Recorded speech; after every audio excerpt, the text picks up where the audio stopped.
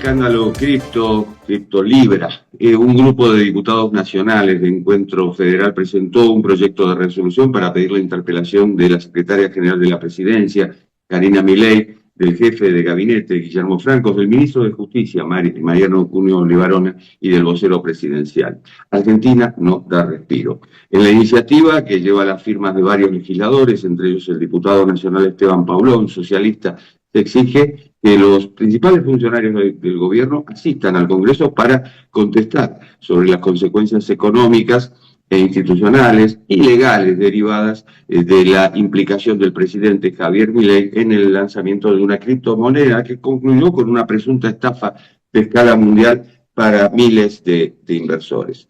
A ritmo de vértigo, Argentina pasó a estar, digamos, a la vanguardia en la ampliación de derechos para las minorías sexuales, a convertirse en un campo de batalla contra el feminismo y la comunidad LGBT+. Por las expresiones homofóbicas de Milei en el Foro Económico Mundial de Davos, el diputado Paulón precisamente presentó o planteó una cuestión de privilegio en la Cámara. Y estamos con el diputado Esteban Paulón y es un gusto recibirlo. ¿Qué tal, Jorge? ¿Cómo te va? Bien, decía yo, Argentina no da respiro realmente, porque No. pasamos de un tema al otro y se van acumulando.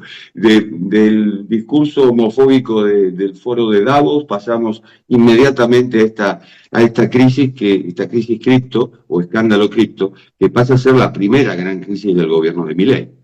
Sí, muestra una dificultad muy grande, Jorge, del gobierno de volver a recuperar el control de la agenda pública. Un gobierno que, a pesar de haber llegado en minoría, después de un balotaje, con una minoría muy exigua en la Cámara de Diputados y en el Senado, había logrado el primer año tener control de la agenda pública, instalar ciertos temas, aprobar leyes importantes como la ley bases o el paquete fiscal. Diríamos que a partir del traspié de Davos viene de 3 semanas en las cuales no logra salir de un laberinto, ¿no? Y cuando parecía que el dato de inflación de enero, que mostraba la tendencia a estabilizarse, le daba algo de respiro, el presidente inexplicablemente se mete en esta crisis cripto, ¿no? Que de alguna manera, yo digo, tiene 2 grupos de víctimas. Hay unas patrimoniales, ¿no? La plataforma Solana ha dicho 75.000 usuarios, 288 millones de dólares, pero hay otra víctima que somos los 48 millones de argentinos, que somos víctimas de un daño reputacional de la palabra del presidente, y en la palabra del presidente de la credibilidad y la reputación de un país. Y esto es lo que me parece que está pegando mucho en el extranjero, con un presidente que no es médico y recomendaba una inversión, sino que era un presidente experto en economía que recomienda una inversión, y un presidente que dio cursos, ¿no? Ahora estamos viendo en estos días la cantidad de promociones de cursos vinculados a inversiones virtuales, Bitcoin, etcétera, y después también con muchas dificultades para explicar qué es lo que pasó. Una primera explicación muy pobre, fallida, de no sabía no tenía toda la información suficiente. Una segunda explicación oficial a través de la Oficina de Presidencia de la República Argentina, que admite las reuniones y conocimiento del tema, pero que dice vamos a llevar hasta las últimas consecuencias una investigación con una comisión que autoinvestiga al gobierno, algo inadmisible en este contexto, y un tercer intento de explicación periodística, digamos, a la opinión pública, que en lugar de ser una conferencia de prensa o un diálogo abierto con algunos periodistas de distintas procedencias, termina siendo una entrevista que pudimos ver estaba pautada, obviamente, como uno suponía que iba a ocurrir, pero en la cual, Jorge, el presidente admite mentir, porque cuando el presidente dice que él postea y publica esta oferta de inversión a los 3 minutos de verla, porque es un tecnoentusiasta, no explica el presidente y no pregunta el periodista de dónde había sacado la información. No era información pública el link del contrato, no era información pública el objetivo de la inversión. Entonces allí hay alguna charla previa que se conecta con estas reuniones que fueron admitidas, con los vínculos del presidente con varios de los empresarios cripto, y bueno, eso obviamente pone una pátina de duda muy grande sobre el gobierno, sobre el país, sobre su credibilidad, sobre la confianza que requiere un país como Argentina para atraer las inversiones que permitan la producción, el desarrollo y el trabajo. Y cuando aclara, oscurece.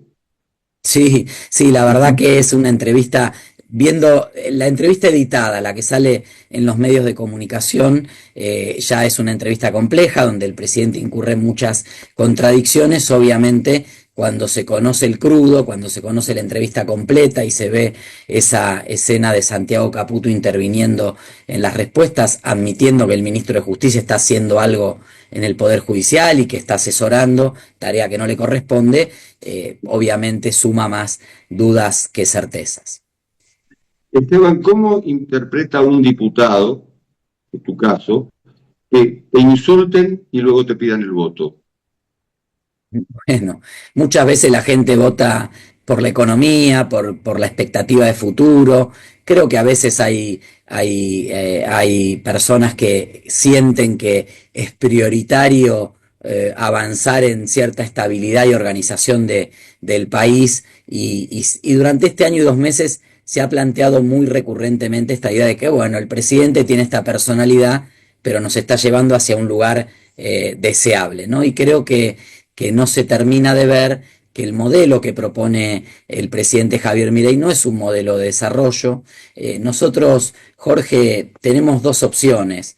No es la última oportunidad, como se dijo, esta o ninguna. Y siempre, el país ha demostrado siempre ser muy resiliente, el mundo avanza, las sociedades avanzan, si no es esta será otra la oportunidad, pero obviamente nosotros tenemos que decidir si queremos ir a un país más parecido a la estructura social de otros países de Latinoamérica, donde hay una pequeña minoría de la sociedad que tiene acceso a ciertos bienes y una mayoría de la sociedad en la informalidad, en el acceso a una educación deficiente, a dificultades para acceder a la salud y a estar en una situación de pobreza contenida por la ayuda del Estado. ¿O queremos ir a un país como solió ser Argentina, país de la movilidad social ascendente, del desarrollo, del crecimiento, de una universidad pública que nos llenaba de orgullo? Creo que esa es la sociedad que no termina de interpretar Javier Milei y obviamente venimos de una situación muy complicada, de una situación de una crisis, de una inestabilidad, de dificultades económicas, de una situación en la cual en octubre, noviembre, diciembre del 2023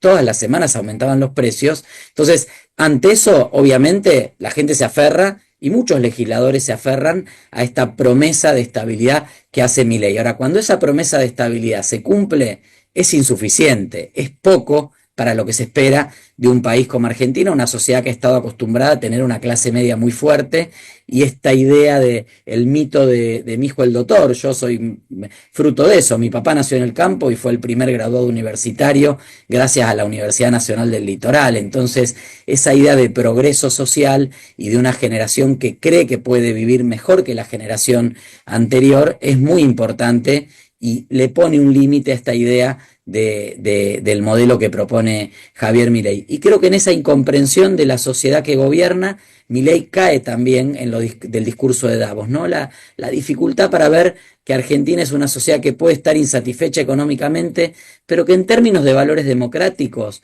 desde la salida de la dictadura en el 83, que en el caso argentino es la primera vez que la justicia civil juzga a los responsables militares de los delitos de lesa humanidad y construye una cultura de derechos humanos que fue ampliando ese horizonte a lo largo de más de 40 años, el presidente cree que no la termina de entender esa, ¿no? Y no la termina de ver en sus propios términos, y cree que hay un resabio nostálgico mayoritario de volver a un pasado.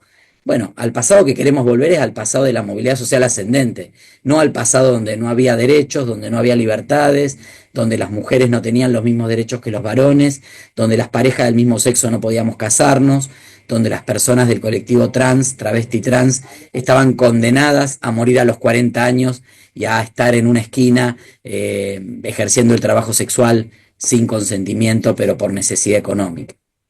Claro, pero ese discurso también lleva a la violencia. Hoy es normal ver a dos hombres, dos mujeres de la mano en la calle y ya ha habido denuncias de agresiones justamente, es decir, estamos volviendo atrás. Y en cierto modo el discurso es ver a la Argentina con nostalgia, que este es el único caso en América Latina, es el único país que puede decir que mi pasado fue mejor. Es decir, que no mirar para adelante, sino mirar para atrás. Ese es un tema, ¿no? Porque eso también genera una ruptura de expectativa y genera un campo favorable para este tipo de discursos. Hay que decir, Jorge, que como en todas las sociedades, Argentina tiene un 20, 25, 30% de la sociedad que no acuerda con los derechos que se han conquistado, que es nostálgica de otro tiempo, que relativiza los horrores de la dictadura militar, que cree que es un tema que ya pasó y que hay que mirar para adelante, pero mirar para adelante no con memoria, sino desde el olvido, ¿no? Y un discurso como el del presidente en Davos, en un foro tan importante, intentando él inscribirse en un grupo o en un club de líderes de la extrema derecha hoy a nivel internacional, con los cuales no comparte nada en lo económico, porque Milei es libre mercadista y Trump, Meloni, Orbán, etcétera, son proteccionistas, entonces sobreexagera, sobreactúa el costado ideológico, valorativo y social de su pertenencia a ese grupo de extrema derecha. Obviamente esos discursos de odio activan a esa minoría social que hoy está muy representada en el debate público porque tiene la legitimidad de un presidente, es lógico, y obviamente desmoviliza tal vez a una mayoría que en distinto grado cree que está muy bien que avancemos en derechos. No todos van a ir ni a la marcha del orgullo LGBT, ni a una marcha antifascista, ni a una marcha del 24 de marzo, ¿no? Pero hay gente que dice, bueno, estos temas ya los discutimos. Ahora hay que concentrarse en el desarrollo, en el crecimiento, en que el país avance. Bueno, obviamente eso es menos intenso que los que quieren volver a alguna forma de pasado, retroceder en materia de derechos y que sienten el call to action, ¿no? El llamado a la acción del presidente en este tipo de discursos. Por eso los discursos de odio después tienen efecto en actos concretos de odio, a veces violentos, a veces discriminatorios, insultantes, en todo caso siempre trayendo a la sociedad argentina, que es una sociedad que estructuralmente no tiene problemas de homofobia, de xenofobia, de racismo. Digo, hay situaciones. Es un problema estructural en Argentina, las migraciones, la visibilidad del colectivo LGBT, el avance de los derechos del colectivo travesti trans o del colectivo de las mujeres. No, no es un problema estructural. La sociedad lo ve como parte de la normal evolución de cualquier sociedad democrática occidental, como es la que queremos todos y todas construir. Por eso la conclusión es, bueno, ¿qué necesidad de dividir a un país ya dividido, porque es un país polarizado como tantos otros, con un tema que estaba resuelto, que está resuelto en realidad? Por el discurso de Davos entiendo que presentaste una denuncia penal. Sí, presenté una denuncia penal porque creo que el presidente en ese discurso obviamente incitó al odio, a la violencia colectiva, y bueno, estamos queriendo determinar si ha cometido algunos otros delitos. Creo que la respuesta más contundente fue la marcha del 1 de febrero, una marcha que intentó ser deslegitimada por el gobierno, pero que fue tan masiva que diluyó cualquier pretensión del gobierno o de sectores de la oposición de apropiarse de algo que no les corresponde. Es la sociedad democrática, mucha gente que votó a Milei estuvo en la marcha, que entiende la estabilidad económica, que entiende el rumbo de la inflación a la baja, pero que cree que no se puede construir una sociedad con desarrollo desde el odio, desde la violencia, agitando y dividiendo, como bien vos decías, trayendo debates que en Argentina no son relevantes, no han sido un problema, no generan una dificultad, y temas que la sociedad democrática argentina ha decidido colectivamente que son temas sobre los cuales ya hemos avanzado. Por lo tanto, de alguna manera el mensaje de esa marcha creo fue muy importante en términos de decirle al presidente, ocúpese de que Argentina crezca, de que no se destruya empleo, de que la estabilidad se mantenga, de bajar aún más la inflación, que a pesar de estar estable sigue siendo alta para los parámetros internacionales, que de la sociedad democrática y los derechos democráticos nos ocupamos colectivamente. ¿Cómo ves el final o el desenlace del escándalo cripto? Porque por un lado, los diputados, ustedes, los diputados, van a interpelar a altos funcionarios del gobierno. Por el otro lado, se forma una comisión ad hoc, en principio, en el Senado, justamente para investigar el caso. Y a su vez, la jueza Servini tiene la causa en su juzgado.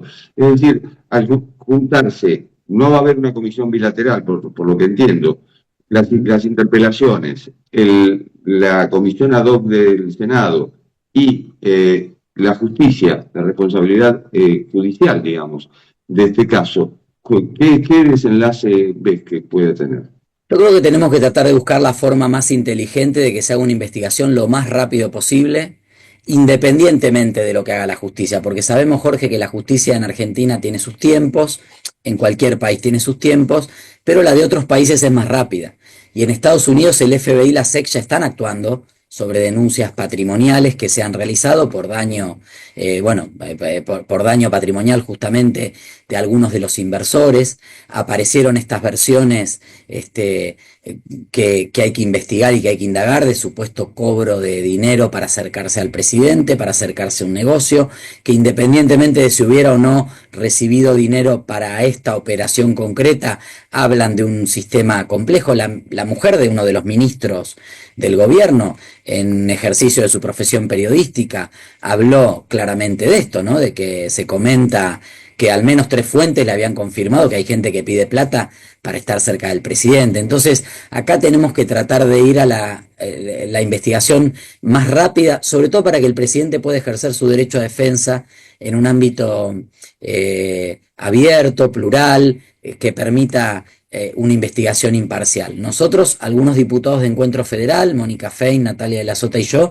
planteamos también incluso la posibilidad del juicio político, no como objetivo de destitución, sino como una comisión que existe, que tiene este mandato constitucional, que ya tiene los miembros nombrados, que es el espacio institucionalmente correcto para avanzar en este sentido, que hoy mismo el gobierno tiene mayoría de miembros en esa comisión, por lo tanto, digo, hasta está casi descartada una acción de acusación para la destitución del presidente, pero que sí brinda un marco institucional plural, con representación de todos los bloques, e imparcial para que el presidente y la Comisión Nacional de Valores, la Unidad de Investigaciones Financieras y algunos otros funcionarios también puedan concurrir al Congreso a dar explicaciones. Pero lo que sea más rápido, más directo, más concreto y clarifique cuanto antes este tema, nos parece que es lo más pertinente. A veces crear comisiones especiales lleva tiempo. Lo del Senado es en el Senado y no es bicameral, entonces diputados queda fuera. Digo, hay distintas cuestiones que hacen que haya que evaluar distintas alternativas para no abrir tantos frentes de investigación que después no nos lleven a nada. Diputado Esteban Paulón, ha sido un gusto. Muchísimas gracias. Gracias, Jorge. Y esto ha sido Cuarto de Hora, el programa de Cadal TV que se retransmite en el canal E de Buenos Aires. Nos encontramos en la próxima. Chao.